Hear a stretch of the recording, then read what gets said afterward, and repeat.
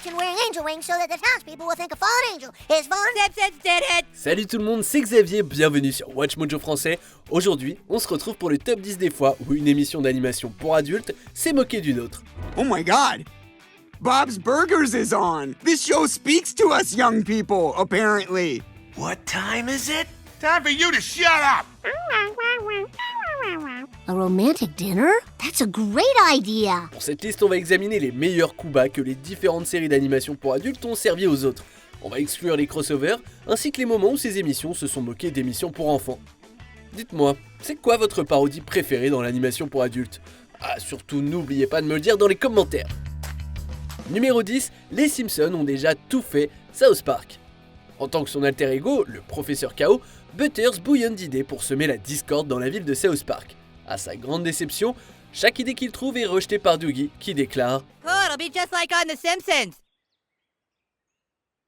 Huh? They did that on The Simpsons. I think it was the Mr. Burns character. He tried to block Springfield from the sun. Et c'est particulièrement drôle parce qu'il se moque du fait que les idées d'histoire sont souvent recyclées. God damn it, how come every time I think of something clever, the Simpsons already did it? Vers la fin de l'épisode, les personnages de South Park sont dessinés dans le style des Simpsons, rappelant à Butters que tout a déjà été fait, alors il ne devrait pas trop s'en vouloir. Dude, The Simpsons done everything already. Who cares? Yeah, they've been on the air for like 13 years. Of course they've done everything. Every idea has been done, Butters, even before The Simpsons. Numéro 9, un air familier dans Les Simpsons.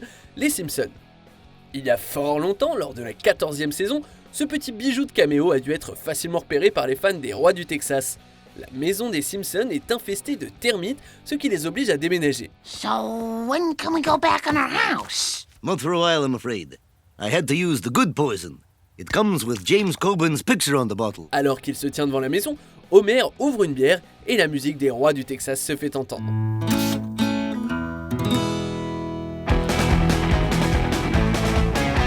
Et les Simpsons y vont d'une parodie parfaite de l'intro de l'émission, mais avec leurs propres personnages.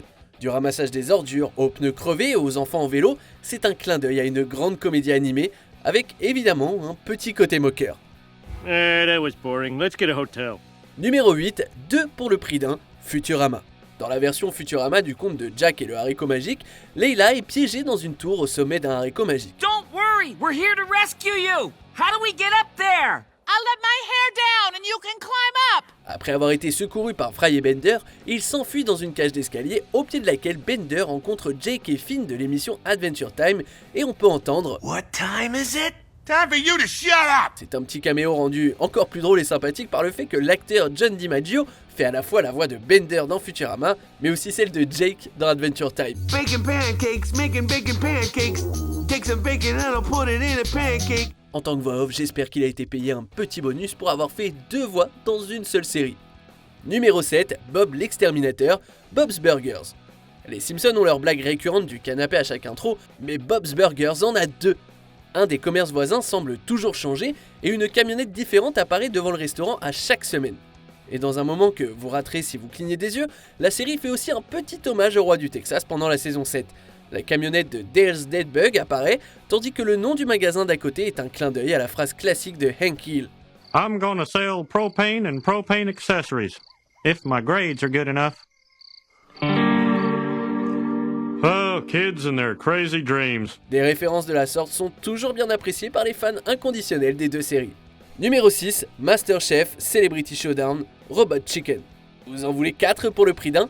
Robot Chicken parodie MasterChef avec des personnages de Bob l'éponge, Ratatouille, Bob's Burgers et South Park qui mettent leur talent culinaire à l'épreuve. For our final challenge, each of you will be creating dishes made with an ingredient you fear most. Voir Bob faire une crise cardiaque en cuisinant un pigeon, c'est drôle. La peur de Bob l'éponge face à l'eau, c'est ironique. Mais c'est la vanne assez subite faite au chef de South Park qui remporte la palme. The chef, whose cuisine and character is a little two-dimensional, Thetans, aka the souls of dead aliens. STDs are actually my biggest fear, children. La blague joue à la fois sur la promiscuité du personnage et sur le fait que l'acteur qui fait sa voix serait très impliqué dans la scientologie. Décidément, Robot Chicken n'en manque pas une. This risotto is out of this world! The winner is Scientology! Numéro 5, un criminel familier, les Simpsons. À une époque où la plupart des dessins animés étaient destinés aux enfants, Les Simpsons était la seule émission destinée à un public plus âgé aux heures de grande écoute depuis 1974, inspirant d'autres émissions d'animation pour adultes à prendre l'antenne. Cependant, lorsque Les Griffins a vu le jour, nombreux sont ceux qui ont traité Seth MacFarlane et son équipe de plagieurs. Les Simpsons eux-mêmes y sont allés avec un gag dans un épisode où Homer et sa famille sont en Italie et découvrent la véritable identité de Tahiti Bob. Parmi des photos de criminels, on peut voir un visage familier.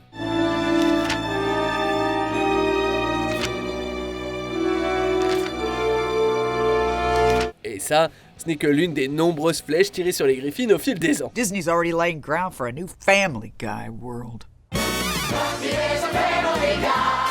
I was the It Boy in 2006. Numéro 4, Burger, espion et mensonge russe, Archer. Qui aurait cru qu'un agent secret finirait par faire des hamburgers? Pour la première de la saison 4, les scénaristes d'Archer ont décidé eux aussi de se moquer de Bob's Burgers. L'ouverture recrée le restaurant et les personnages sont dessinés dans le style milieu du siècle. Sterling Archer, dans le rôle de Bob, reçoit la visite de quelques agents russes un peu louches. Sorry guys, we're,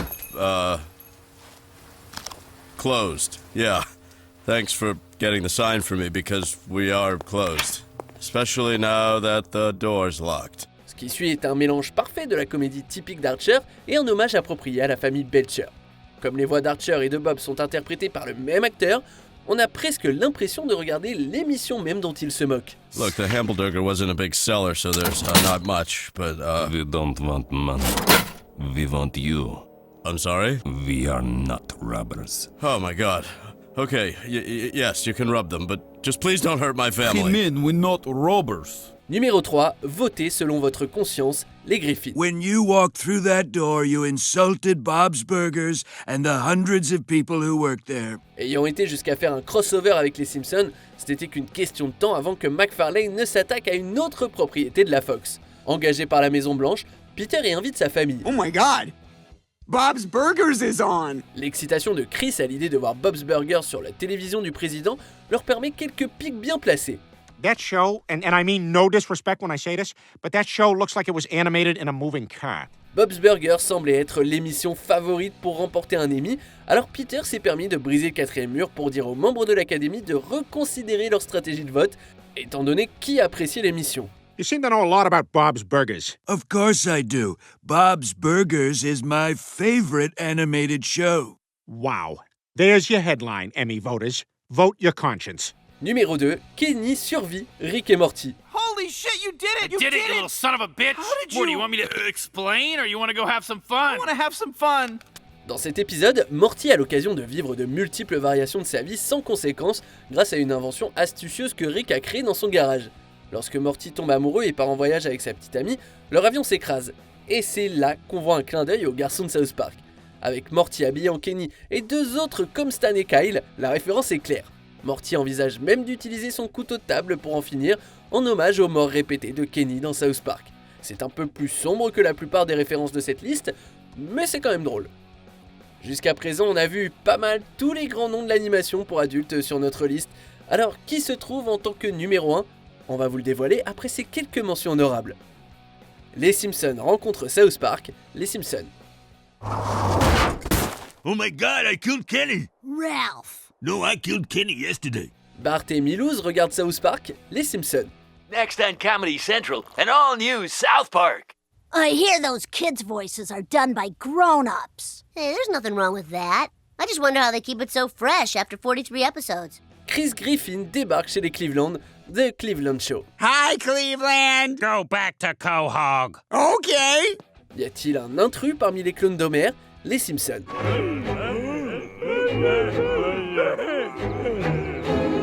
Avant de continuer, n'oubliez pas de vous abonner à notre chaîne si ce n'est pas déjà fait et de cliquer sur la cloche pour être tenu informé de nos dernières vidéos.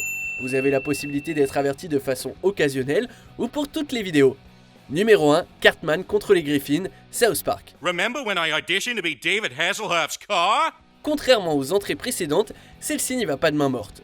Dans cet épisode en deux parties de la saison 10, Cartman utilise l'image du prophète Mohammed pour tenter de retirer les Griffins des ongles. You guys, this is serious! We have to do something. We have to go to Fox Network in LA. We have to go and try to get that episode pulled. L'équipe d'écriture de l'émission est ridiculisée comme utilisant un lamentin dans un aquarium surdimensionné avec des boules à idées qui donnent aux scénaristes des sujets de manière aléatoire. Laundry, date, winning, Mexico, Gary Coleman. A perfect Family Guy joke! I can see it now! Ce n'est pas un clin d'œil à un autre programme d'animation, c'est une démonstration cinglante de la différence des approches des deux émissions quant à la manière de faire rire leur public. Remember the time I won a date to Mexico with Gary Coleman? ¿Qué pasa, señores? What you talking about, Willis? À voir ça, on est en mesure de se demander ce que Seth MacFarlane pense vraiment de Trey Parker et Matt Stone. Quoi qu'il en soit, n'oubliez pas de nous faire savoir ce que vous avez pensé de notre liste dans les commentaires et n'hésitez pas à regarder une autre de nos super vidéos.